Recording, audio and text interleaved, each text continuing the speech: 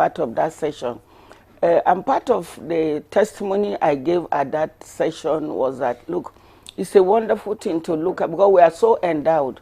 Everywhere in this country is so endowed. We may not be equally endowed in terms of natural resources, but everywhere, everything can be produced. I recall I was very ill, 2023 to 2024. I just returned to the country in 2025. And there was something that happened. First diagnosis that came, surprisingly, a lot of people were astonished, was acute malnutrition, acute bronchitis, acute anemia, and all that. Then eventually they say it's multiple myeloma. But you know what happened? The money that was given for my treatment, because it couldn't be diagnosed sufficiently here, was over 20 million naira. And who are the contributors to that money? We had written, say, look, oh, this is a humanitarian person that doesn't have her own money and not into any business, but just to be doing advocacy for nation building. Women contributed 90% of that money. I told the organizers of the meeting. So linking security, nutrition, and national productivity is very important, that you bring in women. For the fact that women are not holding key positions, yet they are not in government in that number, the volume we need, but took this action to save the life of a fellow woman. It speaks volumes. It means we will need to do more to bring them in so that they can do greater things. If you look through history, right from the First Republic up to now, go and check the bills that women pushed. It's bills that impacted on everybody proportionately, not in a disproportionate manner, because that is where their interest is. So we are grateful to the 10th Assembly for bringing this opportunity, for realizing that there is a gap. That's why the fact that Maputo Protocol was ratified, that we signed 21 years ago, and we have not been able to implement, though we are doing implementation piecemeal, like the VAP Act. And if you look at the VAP Act, Section 23 of the VAP Act, it categorizes this kind of thing that has been, this marginalization, exclusion, as political violence, and it carries a fine. So our women are going to bring everybody, executive, legislature, judiciary, and the 3 tiers of government to say, come, we'll drag you to court. Even though we went to court, the women, different women groups went to court to say, look, we challenge this affirmative action because you have signed, but you are not implementing. And what happened? The case was given in favor of women. But it was when the time had lapsed that even government now had to appeal under Malami, Attorney General and Minister of Justice, which doesn't even make much sense. And yesterday we were told too that each time you go out, interparliamentary activities and other governance platforms that you go to, and they tell you, what is your problem that your own percentage is 4, but others have 50, 60, 70% of women inclusion. What is the problem? What crime did the women? And we realized that it was giving us a national shame, and we want to wriggle out of it. So it's not only that the Maputo Protocol that was signed 21 years ago, there are many other laws too, even more than countries like advanced democracies like America, Russia, and the rest.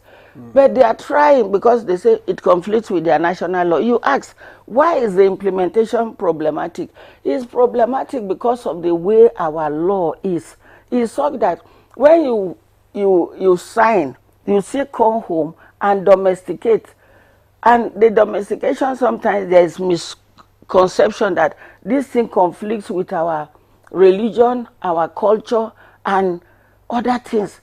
So this is part of the reason. Otherwise, Maputo Protocol, chapter 4, chapter 9, chapter 23, chapter 14, chapter 26, what the National Assembly is doing now is so elaborate on it in terms of inclusion of women.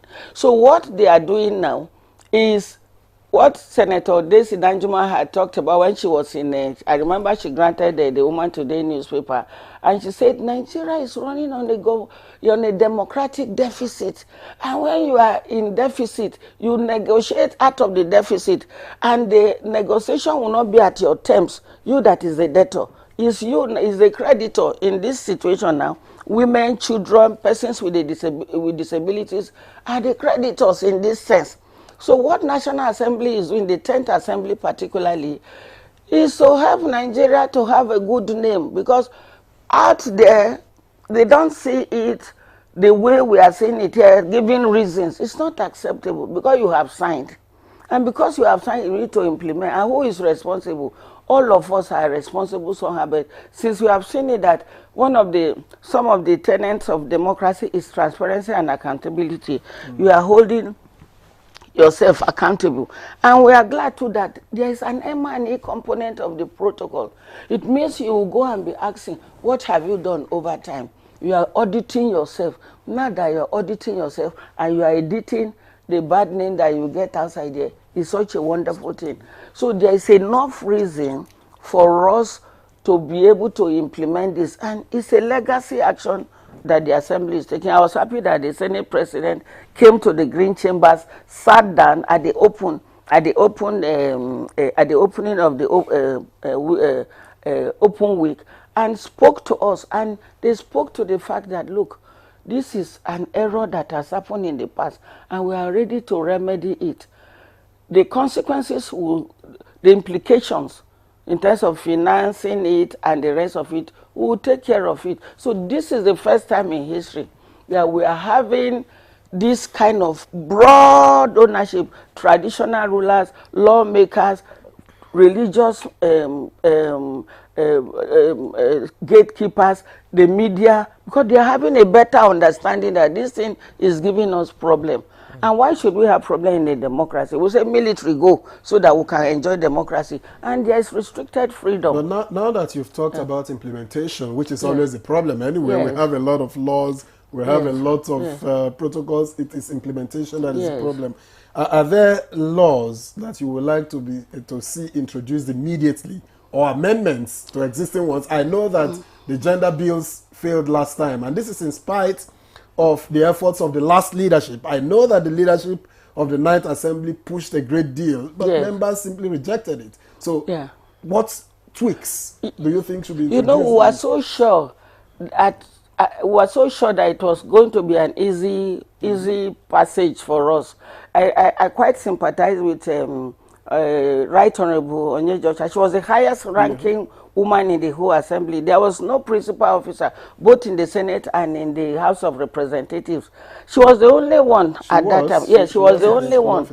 Now we don't have both houses, both chambers. You had one. Yes, we had. But what we are saying is that we can have more. And when she introduced that bill, it was quite, we were hopeful that it was going to work, but because of misconception, that's why I say we are happy today that there is greater enlightenment, there is awareness, and there is no more fear that we are come. If I was in Enugu, there is no way I would just come and take your seat, Honorable, because there is a law to it, and INEC is there as the umpire, and there is a process. It's a democracy. So we keep giving the men the encouragement. The men too are encouraging other men that nobody is coming to uproot you. So should the law go? Should that bill go back as it was in the 9th Assembly? No. The bill has been the law. If you look at this fact sheet, you know this fact sheet has distilled many information. Some of the things that made people to be afraid, that they were not able to understand what was coming, as if like Hausa people call dunkule, it's just coming like that, dark. If you see this now, it's few pages. In 2021, preparing for this, look at what plaque did. We will need to be continuously graved. You can see this. It's more voluminous. So many people were not even ready to read it. But if you read it now, you realize that everything is simplified here. It's so simple. Say, why do you need to support the seats? they have listed every reason here. It's even in infographics. Okay, here we have been told that, look, what is the current situation? Number of women in the Senate? Up 10. So that the viewers can okay, see it, yes. It's 10. 10 women. How many women in the House of Representatives? 16. Out of 360. How many women in the State House of Assembly? We have it now. We'll say 54. And we have said that State House of Assembly that have no female at all, we have listed them here. And I don't need to mention them because yes, the essence is not to name and shame. The essence is to lobby for you to see reason. And here, many will even say, this thing will be very expensive. They say, no. Maputo Protocol is African protocol, what we do within our context and our culture as well as our religion, because of the way we operate, we practice religion, and the way we operate, we implement our traditional values. Everything is written here. So they say, what is it? What is the implication? They say, okay, how much is the cost? The cost to us as a country, what we will gain. I studied economics. The value it will bring to us is more than 100% compared to what it will cost. Because people say, we don't want an overfloated assembly. Already, like Honorable said, there are a lot of rumors about what they get. Women want to go and join them to get it. No, women want to serve. And in serving, we have been able to... Black has done fantastic, quick facts on the special seats. So it's not going to be a burden to Nigeria. It's not going to be a burden to even women, husbands, children, grandchildren. It's not a burden to anybody. All right. So we don't need newer laws, but just to amend the Constitution as a temporary measure. It's going to be inserted there. Then it will be reviewed. People fear that women will come and cover the whole assembly and men will not have space. It can never happen in the history of any country in the world. It has never happened. Why would Nigeria will be the first to not say all of you, the women, go back to the house or go back to the kitchen? That is not the intention. All right. All right, thank you. I was looking, while you were talking, I was looking at Pro's face. I'm trying to read what's on his mind. Is he believing this woman or... No, I think for what we actually, what the bill is actually, is about it is not actually, it's a kind of, the participatory would I say that it is not part of the 360, but they also have to extra. Be extra. So that is what she failed to bring out or to highlight. That's because this is the area. Like if you come to the house, you find out that most time you see journalists sitting and others sitting and others. That is just to say you are contributing, but also trying to be a pressure on its own, on matters of discourse. You understand? So if he tells the people that probably this is not going to be the overly elected, he tells society thing, it might also, because as I said, I gave an instance with the tax bill, how that has been, the society was like, it was something big is going to fall on the country, but at the end of it, nobody even knew when it was got to pass. I'm not sure exactly why it failed in the 9th Assembly, but I know that all of these explanations were made. You know, the women campaign, they had the men who supported them. But let me get back to J.K. Pele. They are not the same thing. I actually was one of the people that made presentation on when the women, like the widows, when they came. I was one of the people that made presentation then on the process of passing bill, on the way to lobby about it. It was presented by, the bill was reintroduced now by Obozo or something like that, some Honorable Obozo. So the fact remains that what's happening, if a bill fails, it is also a process. When it fails, you go and study why it fails and come back. Then I say, if it's not that when you fail, you go there. It's not how long you fail, but the process, the success at the end. So that's what really happened. So you right. don't criticize the the Ninth Assembly's overly about it. There may have been some reasons, and things happen with age and time.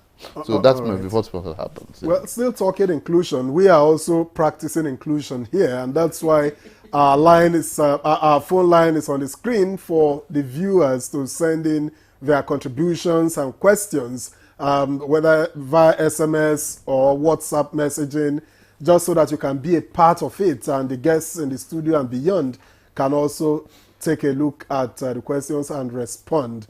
But let me get back to Jake Bailey, who's joined us via Zoom. Jake, thank you for your patience. The Disability Act is in place, but it still seems that there is still that gap, especially in government circle and even the National Assembly as it is. So why do you think that the Disability Act is not pulling its weight, and what needs to be done to ensure improved inclusion for the people with disabilities? Thank you very much, and I just want to thank all the panelists, especially NA, for everybody's wonderful contribution. In direct answer to your question, I don't think that the Disability Act is not pulling its weight, but I think that implementation of the Act is what is not pulling its weight. The law is not perfect, but it's perfect enough for us to use it to perfect the issues that we're going through, the issues of inclusion. We've gone from the phase of passing the act to the phase of implementation, and very little have been done. Although I can say that definitely we're better off today than what we used to be or what we used to have. So that said, the issue here is that of implementation and monitoring and evaluation, which haven't really yielded the expected dividends.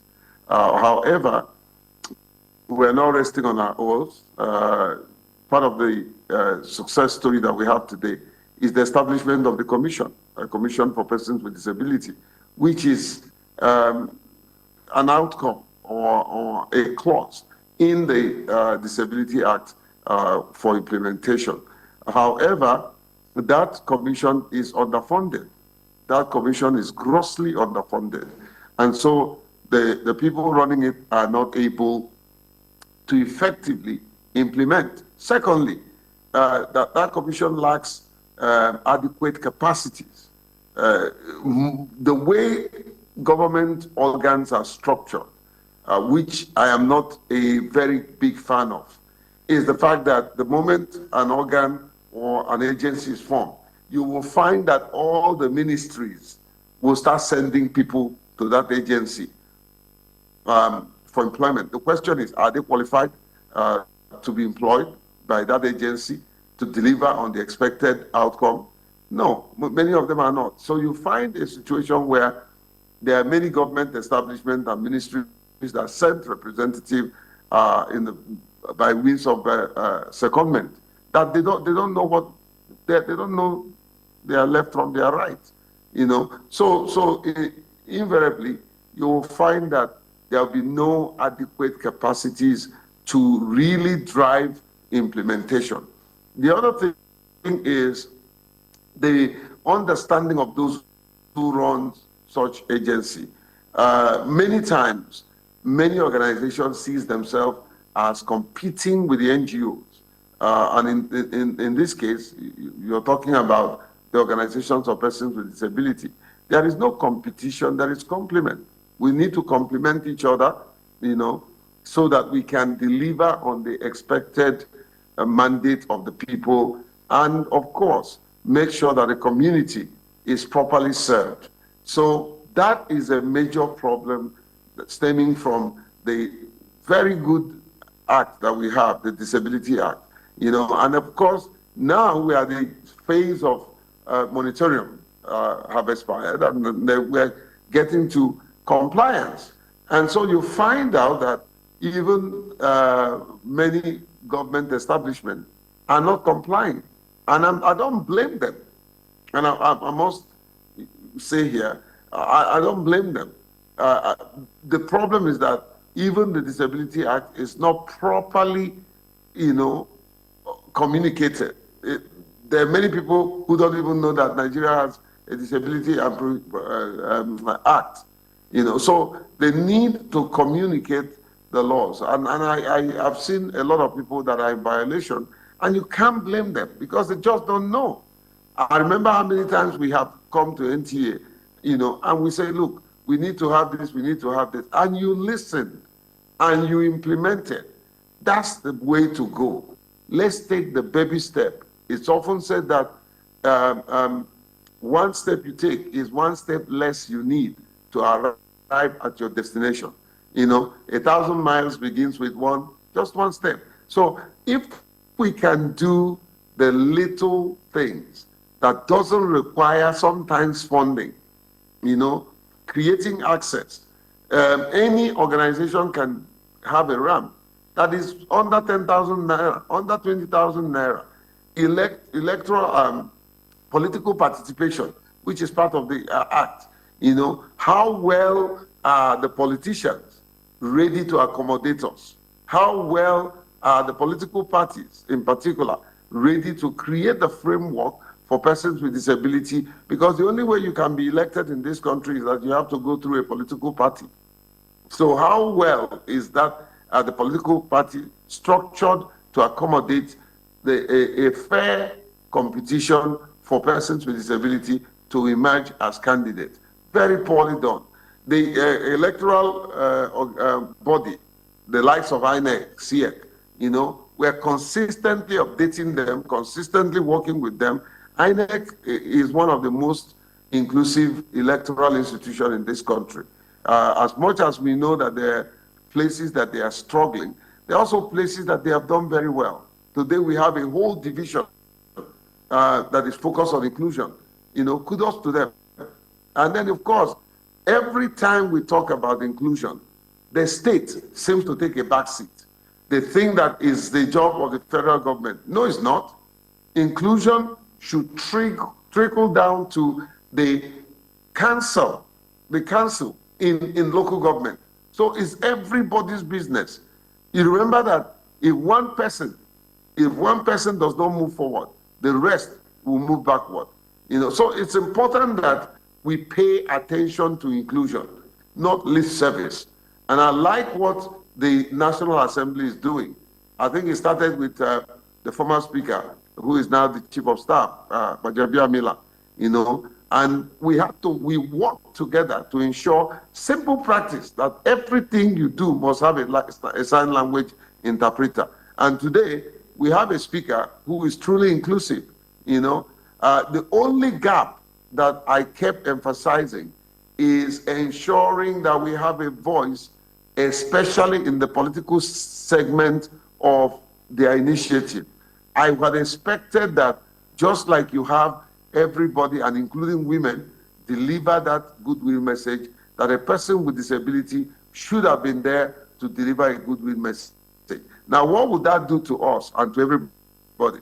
It gives us the opportunity and the platform to have a say in the matter, to have access, to be listened to be able for those in the hall and those who are watching to empathize with us. This is not the era of sympathy.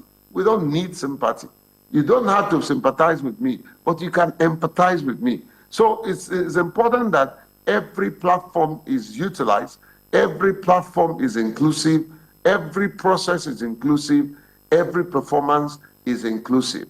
And I'm looking forward to when we will have more persons with disability in the House of Representatives, more persons with disability in the Senate. And I think the Senate needs to watch it because the House of Representatives have been taking a lead in very many aspects of inclusion and development. And I think my good friend, the Senate President, and several others needs to borrow a lead from the House of Representatives. And I'll say kudos to the Speaker, kudos to the Deputy Speaker, who is my very dear friend, who is a true inclusion champion. and several others. The chairman of House on Disability, who is doing a yeoman's job, and advocates like and several others who have decided that inclusion will become their mantra. And of course, I can't exclude the likes of NTA. And I've said it times without number, that when you say God, when you count God as having helped me, you will count NTA as the second helper that I have. So therefore, we have quite a lot to do, and we should stop paying lip service to inclusion. This is the time to take action. From all these things you've said, we thank you so much for commending NTA. What reforms do you think should emerge from the platform from this open week? Simply put, I think we should look at the laws that focuses on compliance. We should look at the laws that focuses on implementation. Look at the laws that focuses on evaluation, monitoring and evaluation. Look at whatever the National Assembly can do for budget increase. Inclusive budgeting. Third time I said inclusive budgeting. There's a need for the common framework that is being practiced at the United Nations and several countries, the twin track approach, a situation where every aspect of development, every aspect of engagement has inclusion, and inclusion of persons with disability in particular. And then, of course, don't forget when I say inclusion, I'm also advocate for women, and I think they've done a fantastic job. If we can shift a little bit, and I say that to my good friend Ene, if we can shift a little bit from advocating for equality to equity, I think that way we will make a huge inroad, because you can't talk about equality in the North. That they are not used to that. But if you say equity, they will hear you. And of course, not only the North, in the South too, there are people that resist equality principle. So we need to look at a level playing ground where the people that are disagreeing with you can come to the table and agree with you. So there's a whole lot that we need to do to close the gap, including inclusive media. Is all part of it. I want to see one day that a person with disability will become the Director General of NTA. I want to see one day that a person with disability, not hidden disability, physical disability, will read NTA News and several other media houses. I want to see that a person with disability is given the proper place to highlight their skill set and maximize it. It makes us feel better. It makes us feel that we are part of the society. Ultimately, I want to see a person with disability one day become the president of this country. It has happened in America, it has happened in UK, it has happened in Canada. We want to see it happen, because when we occupy such exalted office, we are able to understand and educate the people about what we are doing. I think one of the most expectation that I didn't see, even in the open week, was everyone going out there to make a presentation, to have one line, just one line of their presentation or address that focuses on inclusion of persons with disability, as well as that of women. So there's a need to create a voice that cannot be silenced.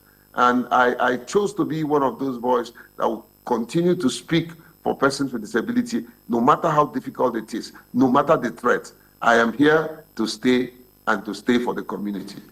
Jack, thank you so much. And I need to remind you that we have somebody reading the news from Sokoto then, Zainab. She's a woman and she's a person living with disability. I believe she's a deputy director now, I believe, yes. And, NTA has been, out there, making sure that it doesn't matter whether you're disabled or not, NTA will take you on as long as you can deliver. We have some messages and Nigerians want to ask questions or contribute to the conversation. Let me take this. He said, from Ben Ozo, he said, democracy is about inclusion and open access for citizen participation across all levels. So National Assembly has done well in their open access for civil society and others. Thank you, Ben. And Dr. Goshak Michael said, in my opinion, cultural stereotypes and traditional gender norms are key factors contributing to the underrepresentation of women in politics and governance. Victor, you have something? All right, and from Chike in Warri, Delta State, the leadership of Senate President Godswill Akpabio and House Speaker Tajuddin Abbas has been commendable, marked by effective legislative handling and increased transparency through public access to National Assembly activities. Notably, their tenure has seen a harmonious relationship between the executive and the legislative branches, facilitating smooth governance under President Bola Tinubu. Now, this cooperation is a positive development for the country's governance. That's from Chike in Warri. And I have from Haji Hudu Oswe from Kaduna. Good morning to you, distinguished discussants. The issue of affirmative action for women should be tackled by the women themselves. The demographic advantage of the women has not been fully explored. And it says, let the women get what they want through the ballot paper. Okay? Dubai? Prof, let's get your reaction. From what they have said, actually, I would say that from his or her perspective, I think also there's an element of truth in what he said. Well, let us be fair. When you say you have 70%, and you are not carrying Make the 70%. It count. Yeah, but you are not carrying the 70%.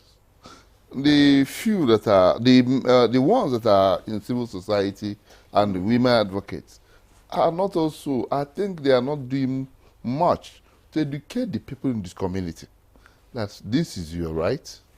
Probably they are afraid of certain cultural influence around, or but if you go to the community and inform them, this is what you are losing out. This is what you have to gain to allow women, when women come in. And also to encourage women education. It has also, all this is a whole approach, a very whole approach. That when you go, it is also tied to the economy. It is also tied to security. There's a lot that is tied to this. It's not just about the National Assembly making the law, but it's also about the society, that you need to sensitize the society. I tell you, even in the National Assembly, you have legislative compliance. That maybe when you see this, after seeing the speaker, the law is going on, you also have a department where you go for legislative compliance. People who go to check if this is going on or not, if this law is being implemented the wrong way. Most time people don't realize There's that. no bottlenecks. Yes, yeah. Automatic access if you want information. Yes, it is. Okay. In fact, just on a lighter mood, there was one day the chairman made a comment that they're inviting the president because and it was on air because of something that was not being done right. But the point is this, that you leave off that aspect and just go to leadership and hand. The leadership will not do everything.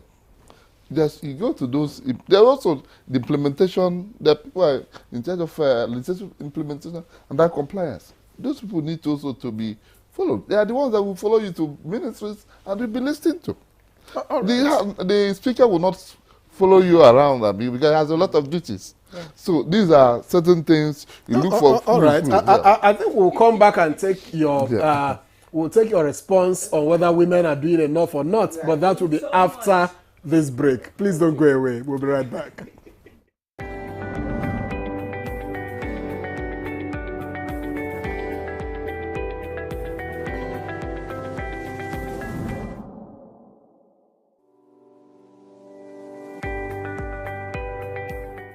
When we think about the digital economy, you can see it as the marketplace for digital goods and services.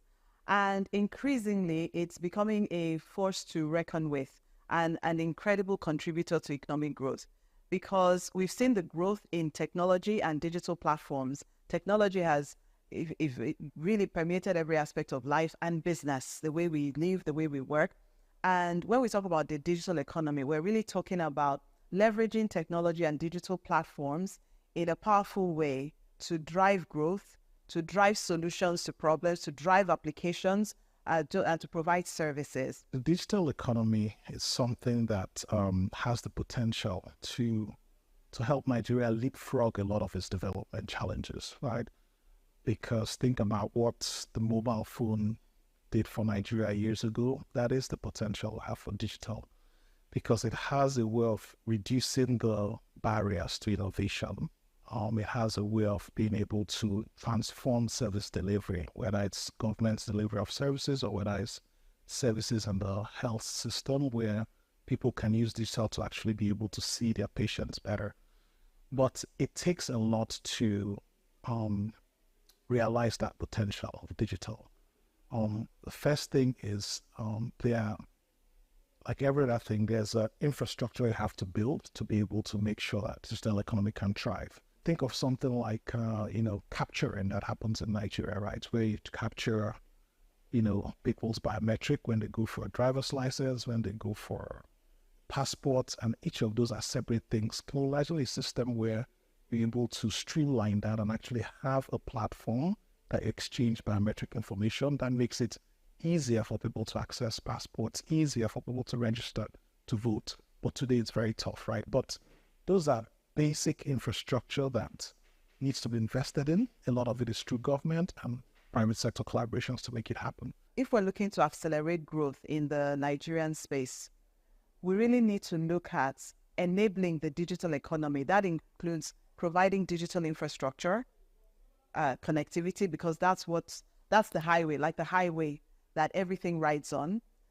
We need to think about digital capacity building in terms of the suppliers to the economy and also the consumers within the economy. So a robust digital literacy initiative. The good thing about technology is that, one, it helps you to transcend boundaries. Two, it creates a level playing field, really, because if you create a solution, a technology-based solution that is applicable in this environment, that same technology can be applicable, exported to other environments. And, technology platforms also help drive collaboration, right? When we're thinking about innovation, when we're thinking about business growth, collaboration is an important part of that. So when we think about the impacts with the rest of the world, we find that actually technology platforms are giving us an opportunity to engage more actively, to collaborate, to create partnerships, to even export our knowledge and services for people to engage with. All the great things I'm talking about technology and digital platforms, they need access, internet access, broadband access. So we need to make sure that access is more available and affordable for the average user. The most important thing is to think about where you want to go as a country and actually what type of policies are going to help get you there. There are examples of countries who've been able to transform using digital, for example. There are very clear things those countries did to be able to make it happen. So a lot of this, the pathway to be able to solve these problems are not mysterious, right? It takes courage of the policymakers to be able to understudy some of these things and bring in the policies that work to be able to help them.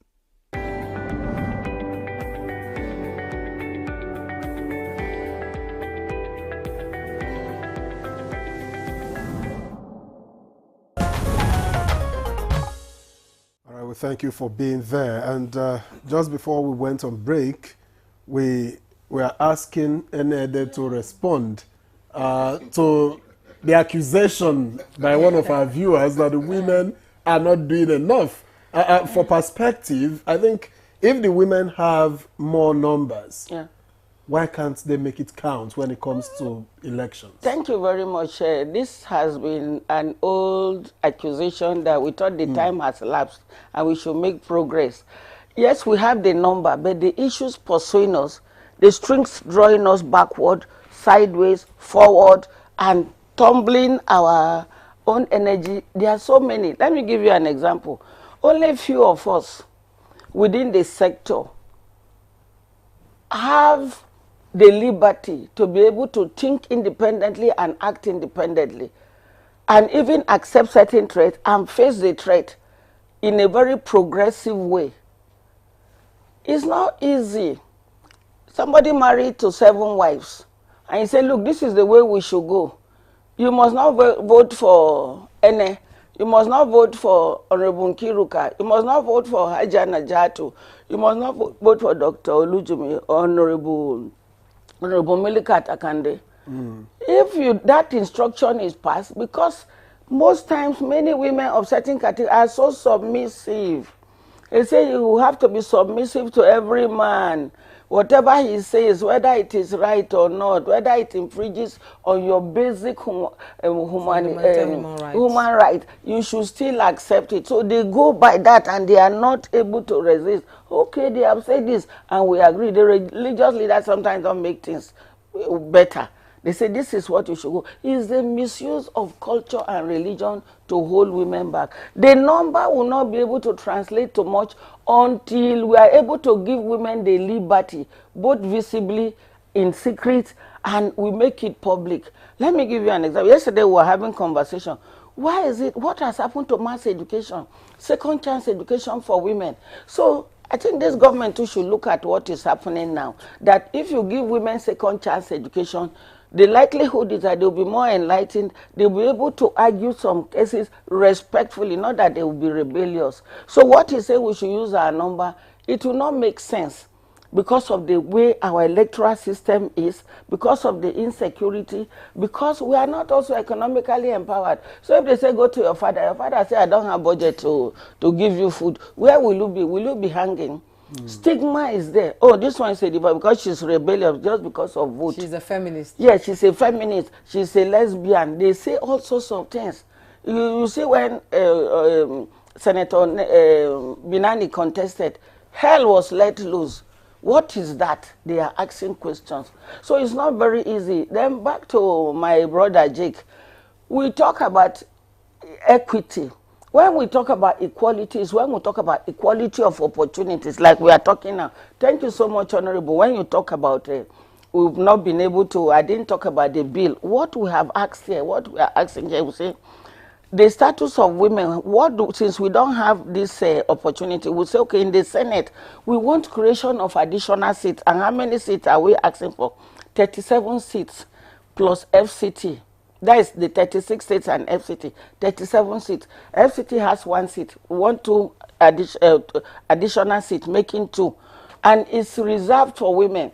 But the original seat that is there, that one will be contested by anybody. It's not reserved for women. That is the fear people have. We also say in the House of Representatives, we will be able, we will also be able to have in this state assembly, we will create 3 states of assembly seats for women. That's women from the 3 geopolitical zone, a senatorial seat. They will contest for those positions.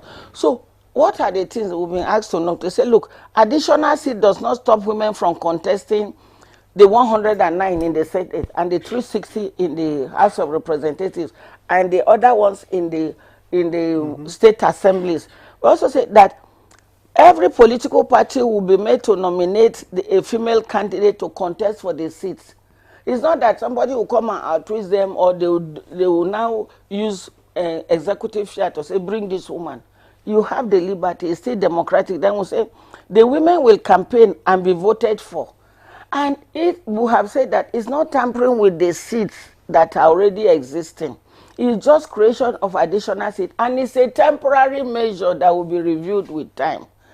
Honorable, you have said that the civil society, they are not doing. Look at my age now. I'm still doing advocacy. Both one-on-one, lobbying lawmakers, lobbying the traditional rulers, lobbying people like our office, Equity Advocates. Our office is in the community in Ubokolo. We have to move it so that it will be closer to the people. Women are involved with transformatory advocacy. Women have also been involved with, sometimes I remember one young woman with disability, a lawyer, Catherine Ede. She went to Ebonyi. She had to kneel down to say, please give us this. Some people say, why do you have to kneel down? Is it not your right? She's looking at the cultural context as well as the religious context. But the governor was able to agree to sign the disability law. So if you stoop low to conquer, you have to beg, you have to shed tears. Women have all the tools of engagement, and we've been deploying those tools very well. Just that they are not Especially working. the tears. No, it cannot work because of the way the barricade is Yes. cast on steel. That's why we say, please do this thing in such a way that it will help you. It's not about fight. It's not about saying women are like men. This thing I'm wearing, it may look like agbada. We may look like what the men call it in the south, buba, but it is women on see. Men don't put pockets like this. This is a boo-boo. So yes, it's a boo-boo. Am I contesting with any man? No. This shoe I'm wearing, does it look like men's shoe? No, that will come and take your place. You have a God-given position. We cannot just come and take. We are saying place in governance so that there will be peace, there will be joy. You see, it's listed here. What are the opportunities? What is so simple? What are the things we are going to benefit? Effective and efficient allocation of public resources. Women know how to manage. You give a woman how much, she will make a pot of stew, she will make a goosey and make some other soup. So what other thing? Improved conflict resolution. Anywhere women are, there will be less conflict. Then we know too that there will be increase in public trust. Oh, women are here. You go to anywhere and only men gather there. People will be so scared. I will say, but with women, they will say, okay, women are here. It's a natural thing. Then we'll say we'll record higher GDP per capita. We also said investment in education and healthcare. You have attested to that earlier. There are inclusive policies for women, boys, girls, and persons with disability. all right. By the way, these positions we have listed here, this number of seats being asked for, women with disabilities will take 15%, which is unprecedented. It's not that women, different categories, it will be allocated appropriately. No women are good with details. Give a woman one piece of meat, she can share it among 10 people. But sometimes when you give some other people, one person will carry it and run. It's not, I'm not accusing anybody. All I'm just saying that equity is good, but equality of opportunity is good. Just what we are saying, let's be fair. Pre-colonial Africa was very fair. Women have their place, children have their, nobody struggled. Now energy is so much involved in advocacy. You run here, you run there. Husband say, why did you go to this? So please, let us reduce the energy that is being spent on this advocacy. Let me show you a document here. What did we do before we got this? Look at this. How much advocacy did we make? Do you see this? Of the 49 ministers, we had 13 women ministers during this regime, during the President Jonathan's regime. We want to see an assembly that has women, all the 36 assemblies. You know why this thing is not cast on stone? Do you see what Minister Wike is doing? It's unprecedented. Did you hear shout? Did anybody, though he say he has a lot of enemies, causing him trauma? Do you know that for the first time we have a woman who is an indigene of FCT that is the head of service? We have mandate secretaries as women, especially the Women Affairs, Health. They are doing extremely well. Then we have women who are permanent secretaries. These structures Minister Wike has created is helping women. It's not only infrastructure. Somebody was saying, why are you supporting Minister Wike? He's doing this. I said, the infrastructure is helping me. I just left my house. How many minutes did it take me to get there? It will help us to be able to use our time better as women. So these are major things that doing road, making this, and I will not be surprised because his wife, the women around him are giving him good advice, and that is what you are seeing. That is what we want to see in 2027. More women in a different strata of leadership. Madam Ene, we're beginning to round up this program. We have to bring in Mr. Jake Ekpele into this conversation. Mr. Jake, you know, a lot of people say when they vote people into office, usually they don't see them until the next electionary year. So what do you believe the National Assembly is doing enough to build public trust? I think so, to a great extent, although there are still gaps when it comes to public trust. I think one of the greatest things that the National Assembly, particularly the House of Representatives, have done is to put themselves out there in the public domain for people to, one, see what they are, see who they are, see what they are doing, see where they are going. And that has really helped, especially this 10th Assembly, in what she's doing. And so to build public trust is not to force people to trust you, is to give people the opportunity to trust you. Remember, trust is not given, trust is earned. But I want to dovetail into my dear sister Ene, the concept of equity and equality. This is not an argument, but I'm just speaking to support what she's saying. But also to say that when you achieve equity, equality becomes very easy. Once there is fairness, fairness trickles down to every aspect of whether governance or the society. And that's why a he for she like me, I've always advocated that women tone down the rhetoric, focus on equity. Once we achieve equity, equality is a no-brainer, you know. But definitely, there's a whole lot, back to your question, there's a whole lot that this National Assembly must do and should do, because they can also pass laws that will compel political parties to ensure that persons with disability are given proper place even in their internal democracy, because it is the internal democracy that is the problem. If the internal democracy is not wired to accommodate persons with disability, then the emergence of persons with disability for elective position becomes a wishful thinking. So there's a need for the National Assembly to pass inclusive laws that would compel inclusive implementation that will give birth to inclusive development. So everybody is involved. Everybody should be involved. All hands must be on deck if we must achieve proper legislative inclusion. Raising champions of disability legislative agenda are very important. I like the fact that my good friend, His Excellency Kalu, the Deputy Speaker, has declared, made videos. He made videos and put out there, I am a disability inclusion champion. That's the kind of thing we want to see. We want to see the speaker. Funny enough, I don't think, and I'm not using this platform to berate them. No, I think both leadership of the National Assembly needs to engage persons with disability. I don't think there's been proper engagement.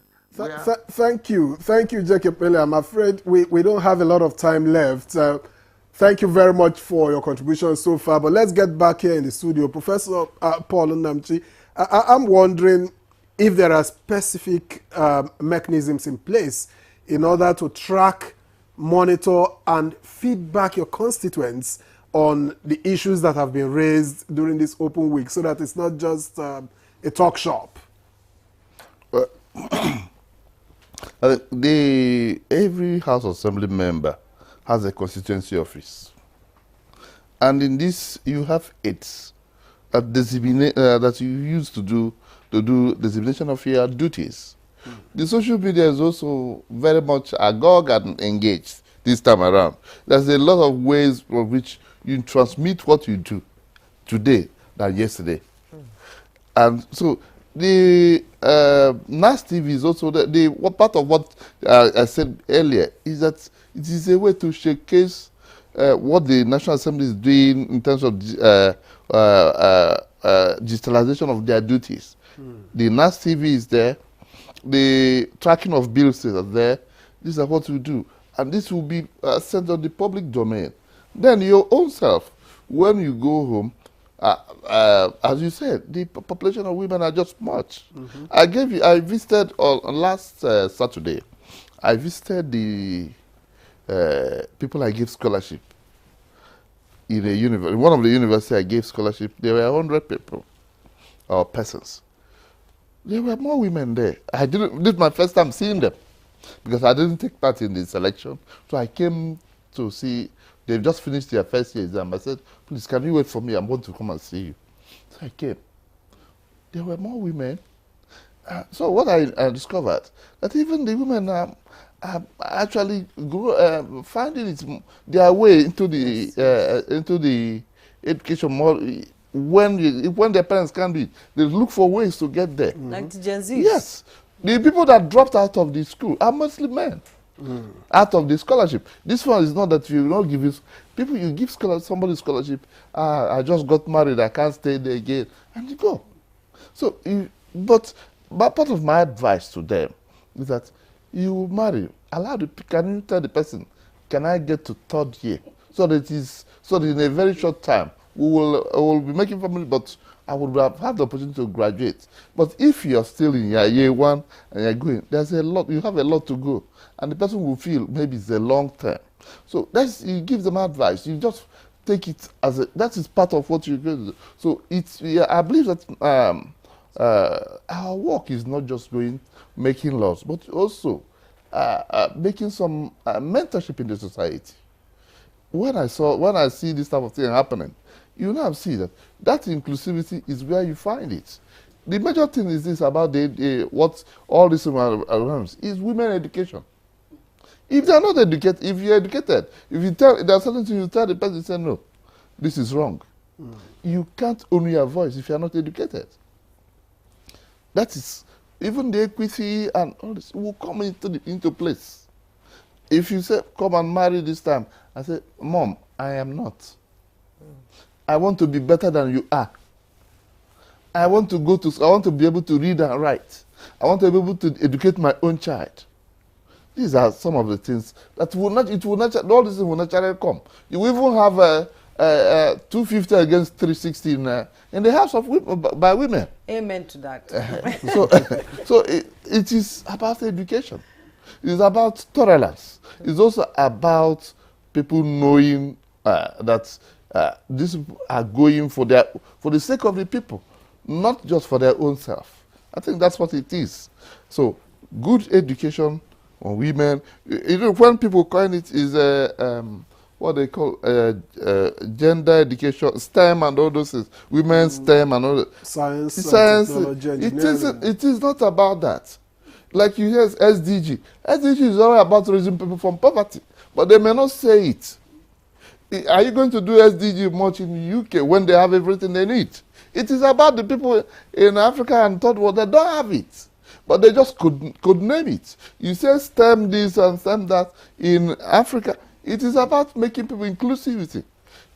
You now start having STEM women in STEM, women in engineering, all this. These are just to make sure that there's a breed of inclusivity at the end of the game. And I believe that in about 20 years, I think Nigeria will be much, much different from what I see, no matter the zone. Yes. I'm just telling you honestly.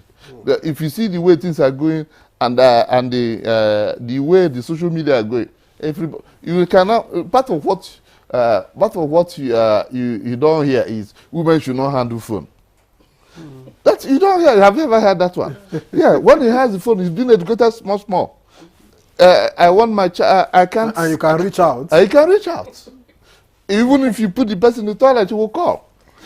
These are beginning to change. These things will occur even in a very short time, because the times has changed. Yes. Yeah. Times are changed and times are improving. Yeah. So our time is up actually. Yeah, thank you. So Professor Paul Enamchi, member representing Enugu East and Isuzu Federal Constituency in House of Representatives, Deputy Chairman Southeast Development Commission, and Chairman Nigeria-Irish Friendship Committee of the House. Thank you. Thank you for having me. And shedding so much light on the 2025. We appreciate you. Yeah, thank you so much. Mr. Jake Epele. Okay, let me take Mrs. Ene Ede, renowned gender advocate and the publisher of the Woman Today newspaper. She's the founding executive director for Equity Advocates and a non-governmental organization committed to promoting gender equity and social justice. With over 30 years of experience, she has been a steadfast supporter and mentor to women in politics, championing increased female representation. Thank you so much. And Mr. Jake Ekpele, CEO, founder, TAF Africa. Thank you so much for your contribution on this conversation. We appreciate you as always. Thank you for having me. Thank you. And that's Good Morning Nigeria for today. I hope you found it interesting. Tomorrow, the topic is up for discussion. I am Juma Yusuf. And I'm Victor Azu. We wish you a great day.